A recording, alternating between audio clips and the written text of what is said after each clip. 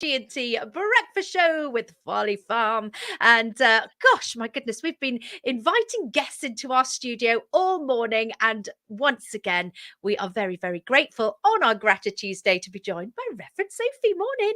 Morning, everybody. Morning. You all look like you're keeping well anyway, and it's very humorous in the studio this morning. I don't like it when people say you look like you're keeping well. It means that I look like I've eaten well. That's not what I was thinking at all. I thought you were both looking amazing. No, there's always a jovial feel and a bit of frivolity on a G&T breakfast show, as you well know, being a regular member of the breakfast show with our Grati-Tuesdays and confessions. It was a funny one last week with the cup half full and get out. Cup half full, get out. And coming up this Thursday, we already know that it's to do with, is it listen while you sleep or something? Which I'm very excited to hear more details on. Looking forward to that. I don't know what Father Neil is up to, but yeah, he's always finding something. I love that. But we are here today, Grati-Tuesday. I'm very grateful for everyone who spent their time speaking with us today. Sarah Jane caught up with Philippa on about the Pembrokeshire Music Service. That was on at 6:30 this morning. We then had Henry Tufnell MP, our new elected representatives in the House of Commons, have a chat with us, give us a bit of an introduction, really. And then we had Dave Golding from Patch talking about their summer snack packs. And now, Reverend Sophie, it's Grati-Tuesday, and you're with us to give us your perspective on this wonderful day. Do you know, so this is going to sound both good and bad, all right?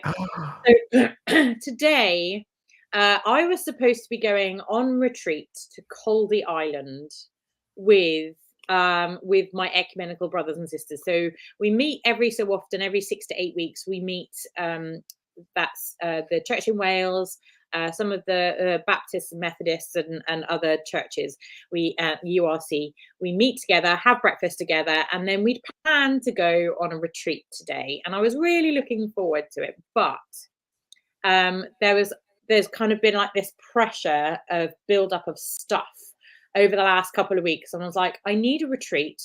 It will do me really good. But at the same time, I could just do with just being on my own and just not having to deal with other people at all, which I know sounds really awful, but in a lot of ways. Anyway, I got a phone call from Hugh John last night, who was organising the retreat for us, and he said to me, "Soph, I don't think we're going to be able to do it because a lot of people are really struggling with time constraints at the moment, and I think we're going to have to call it and try and do it again later on in the year." And I was like, that's really sad, but at the same time, I'm so elated that I can just take the day to myself and not have to worry too much about speaking to too many other people, and I can just be me for the day and not have to do anything else. So I know it sounds awful to be grateful for something that's negative, but in a lot of ways, I'm feeling quite relieved as well. I get you. I get the feeling. Yes. And I was thinking about this, and I was thinking about Jesus, and he said he often went out to pray to places, and sometimes he used to go with people, and he would pray, and he'd say to the apostles, stay and watch, and then other times he would just go away on his own. And I think sometimes we just need that, don't we?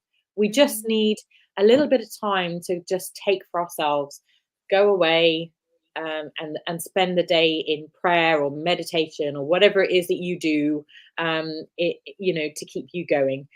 And so I'm just grateful for that today. And I completely get that. On the flip side, if it was on and you would have gone, you would have thoroughly enjoyed it. You would have embraced being in that moment. And it's like me, my calendar is often relatively full, and there's days where I wake up and I'm like, oh gosh, I don't know how I'm going to do everything. But I still jump in head first and be like, I'm going to embrace this moment that I'm in.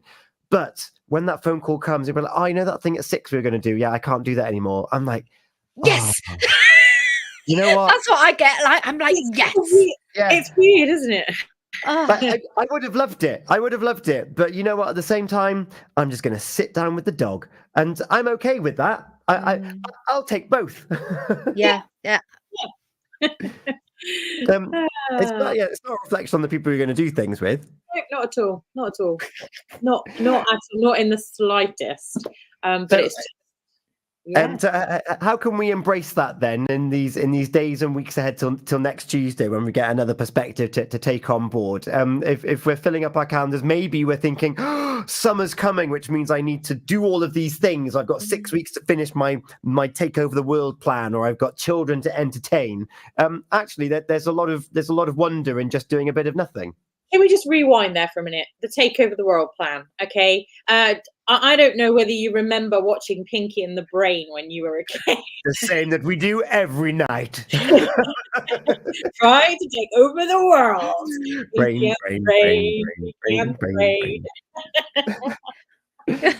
Sorry, just had to go there. Yes, I do remember.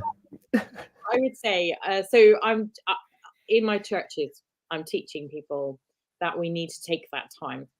And so often what I'm saying to people at the moment is get yourself up just 10 minutes earlier in the morning. Go make yourself a cup of tea or a cup of coffee or whatever it is you like to drink first thing in the morning. And just find yourself a space to sit and be. Just take 10 minutes. It doesn't wrap your hands around that cup of tea or coffee or whatever it is you're drinking, and just take 10 minutes to breathe and to just be. Because the world is a really, really busy place. And in order for us to take stock and in order for us to be healthy human beings, we need to take a step back and just breathe. And in that time, I will pray. And sometimes I might read scripture. But sometimes I just don't. I just sit there with my hands around my cup of tea and just be. And I think that's a really, really important thing for us to learn how to do. And 10 minutes is not a long time.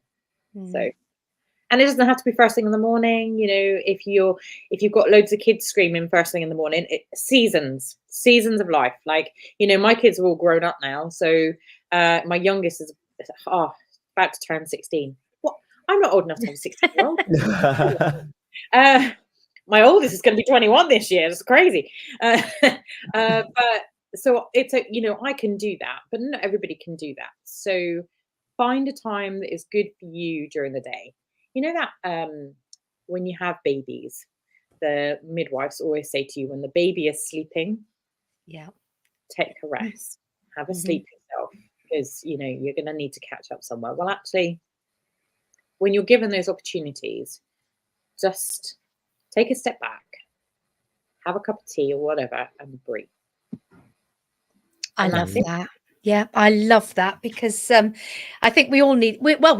We all do need to take that on board, whether we've got children, whether we haven't, whatever we do in life, we do need that little bit of time for ourselves. So I can relate to that. Thank you. Yeah. Thank you very much, Reverend Sophie, for joining us on Grati-Tuesday. I hope you find a few 10-minute slots, because, come the weekend, I know that I'm not going to give you one. I'm so excited. The dress is ready. And I'm very excited about the whole thing. It's going to be very exciting. Father Neil is prepped with his sermon. I cannot wait. Has not shared anything with me, so I'm going to apologise to you right now. I was going to say, I hope you've read it through and made sure that it's okay. No, I haven't seen it. I love that. It's our fault, because it's literally what we asked for. So, so I'm excited to hear that. Gina, Maria Sky's been in touch. Yeah, Maria says, I totally agree with this, Reverend Sophie, and something I try to distill in my children and husband in a daily basis, especially before our busy day starts. Yesterday morning, I got up about 5-ish and the sky was bright red, and I just sat there looking out at the view and enjoying that view. Have a great day. And thank you, Maria.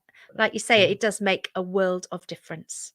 Yeah, thank you very much. Reverend Sophie, you come joining us again on Thursday for Confessions. Confessions. I can't wait. I'm very excited about these confessions. I've got a bit of a confession myself, to be honest with you. Do you want me to keep it for Thursday? Yes. Yeah, yes. We're going to keep that one. And how's Sam getting on, bless him? You jumped him straight into Oh, confessions for that one. yeah, he did. Yeah, he's doing well. I'm seeing him again this afternoon, so yeah, we're gonna see how it goes today, and yeah, we're gonna go for Amazing. lunch. Go for lunch. Oh my Pass, goodness. pass on our hellos. We have still got Unscramble going on. We've got some What's Ons with the Great Wedlock Farm and Deer Park still to come. Reverend Sophie on Grati-Tuesday, thank you so much for joining us. No worries. Take care, guys. God bless. Folly Farm, sponsors of The Breakfast Show.